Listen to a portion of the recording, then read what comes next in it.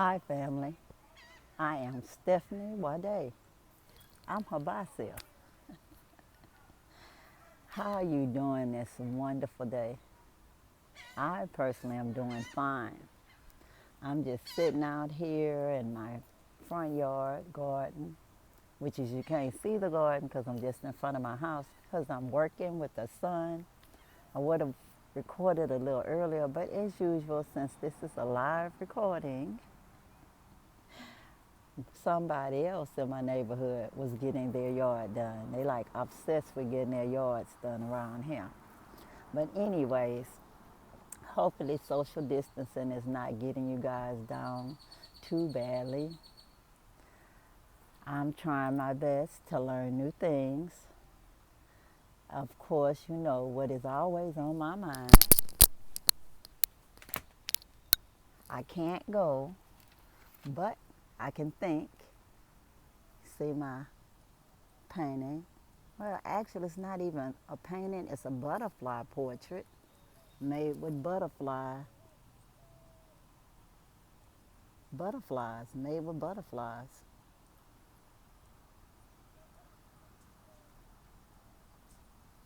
There you go. Hopefully you're enjoying it as much as I do. Hopefully all the butterflies were already deceased when they made, when they decided to make the painting. Hopefully they was just going around and just finding butterflies that's already went to another butterfly heaven or something. And this was a long time ago when I was first in Houston, Texas. Yeah, I was in Houston, Texas, and I saw it, and I just could not resist because it was just so pretty. You know, it was at a place called the Black Heritage Gallery that I don't even think is open. If it's open, it opens as a pop-up shop or something. But I just thought it was just so lovely, and I wanted to show you guys something nice today. I told you I was going to let you guys know how I made this orange cleaner and insecticide, natural. I'll let you know if you remain with me until almost the end of the video. I will tell you how I made it, and I will also put it down in the information to let y'all know how I did it. It's not copyrighted by me or anything like that. It's a shared information that I got from Googling, researching away. And as usual, I like to recycle all of my products. So this is one of my room deodorizers that I use in my restroom. See the back of it. Hopefully you guys can see it. Sometimes the sun is just too strong around here. But it has lavender in it some of it I just collected this morning from my front garden. And it has lemon peel in it. And I'll let y'all know what else later. But it smells really nice and it's really good for you. So hopefully you guys have been planting some seeds, working on your food sustainability. I have. And I'm going to drop some seeds, plant some seeds with you guys today. But before I do that, I'm going to just share a little short reading with you guys. And it's from Meditation Across the King's River, African-Inspired Wisdom for Life's Journey by James Weeks. Hopefully you guys can see it okay. Sorry about the lighting. I will work on that, I promise.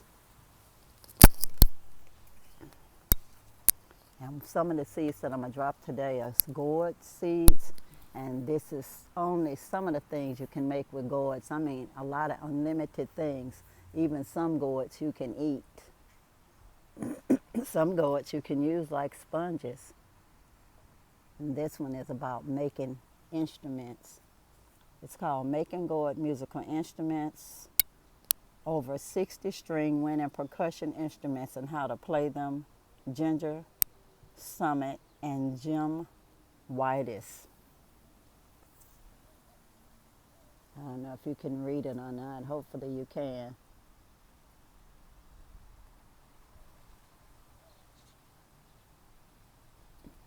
And this is the back.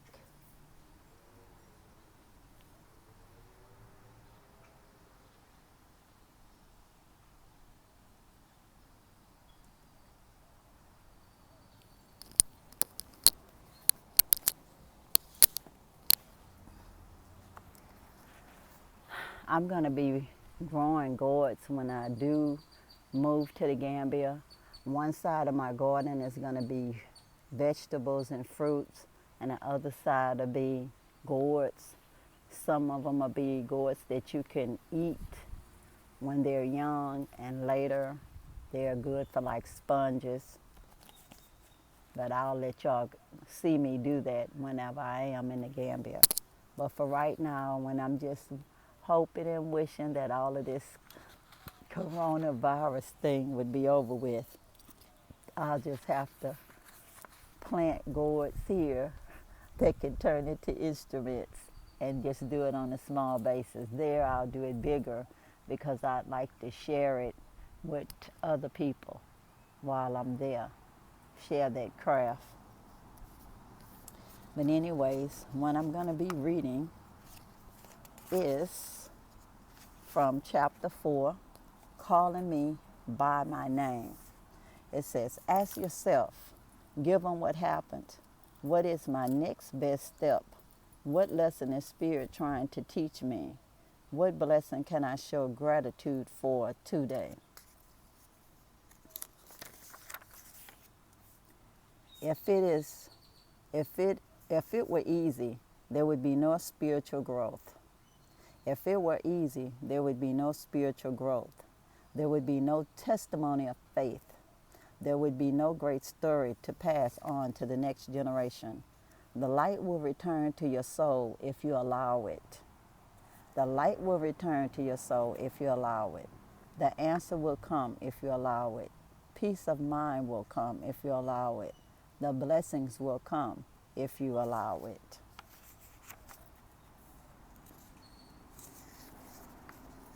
And then it's from chapter 5. The title of the chapter is Nigeria, Escape and Emergence. It says, be steadfast and do not waver. Allow the spirit of the ancestors to shape you into the powerful being you were born to be. It says, start to see beauty in yourself. Hear that? Start to see beauty in yourself. Start to believe in yourself. Again, start to nurture your mind, body, and spirit. Again, start trusting your intuition. Again, start being of service. I like that one. Start being of service. Again, know that you will rise again. Says everything ebbs and flows. It's a basic law of nature and spirituality. Do not be alarmed by what is happening right now in your life. Do you hear that? Do not be alarmed by what is happening right now in your life. Be still. Be strong. Things will flow in a positive way once again. If you step away, you can see what happened from a spiritual perspective. If you step away, you will understand it happened for a reason. If you step away, the answer from the ancestors will speak to you, sometimes in a whisper, sometimes loud and clear. That's all I'm share with you from that for today. And I don't know what's going on with my necklaces. Every time I'm out here in the front, they seem to want to fall off my neck. Is somebody trying to tell me something? I'm supposed to be recording from the back instead. I don't know. But anyways, that's the end of that one. But what I found out since I've been starting to grow my food, trying to work on food sustainability, it's hard to find okra around here. So I started growing okra. And I was so excited that my okras are starting to bloom and I can see them and all. But it's like, if I'm growing my own okra and they only grow a couple of them at a time with a couple of trees, well, a couple of okra plants, I need to plant a lot more okra just so I have enough to cook just for one of me. So anyways, I'm going back to using this okra today, these okra seeds. And this is Clemson spineless okra. I have two different brands, but it's still Clemson okra. One is Burpee, one is Fairy Morris. And I am just going to plant them in the soil. When they start growing, I'll put them in my raised bed in the back. But I do want to start them in the inside. And it says, sow 2 seeds. So I think I'll just do 4 just to be on the safe side. Because it seems like some of these seeds don't be wanting to do nothing. So just in case. See how tiny, they're very tiny.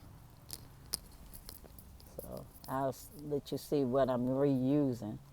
But that's all I'm doing, putting about 4 seeds instead of 2 in this. Because I don't have no faith in this seeds.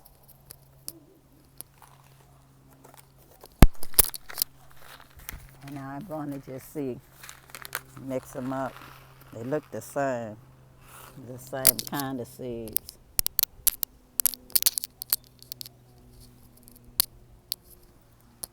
So hopefully out of the seeds that I drop, guys, hopefully they'll grow.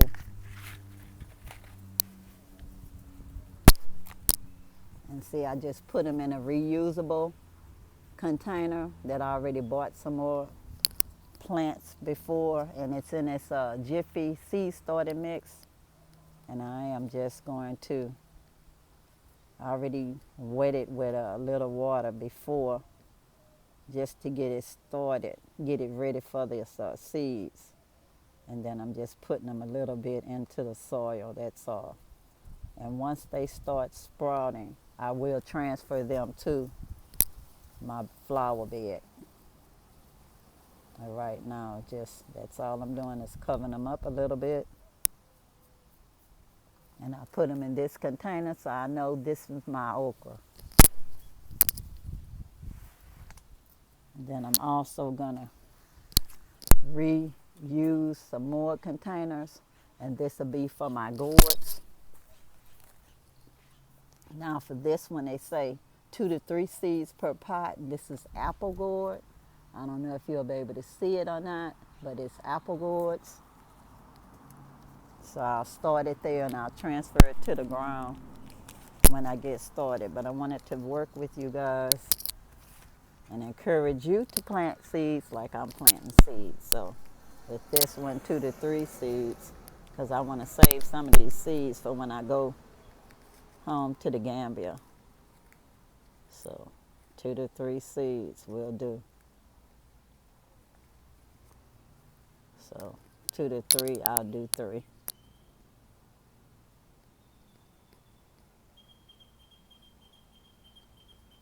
And hopefully they'll do something. That's one of them. And then the other one, it's actually called swan gourd. And that's because it'll be in the shape of like a swan. You know how the neck curves? So this one, same thing, 2 to 3 seeds. So I will do 3 seeds, because I am going to be saving these seeds, the rest of the seeds, for when I go home to the Gambia.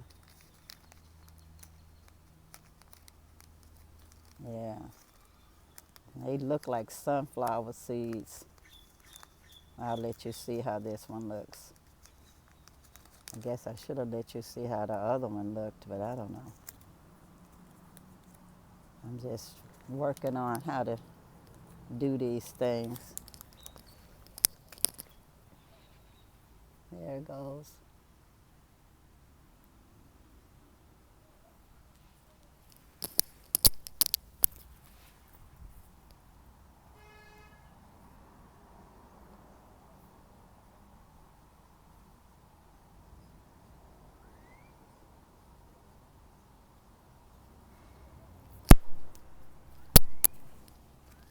That's that.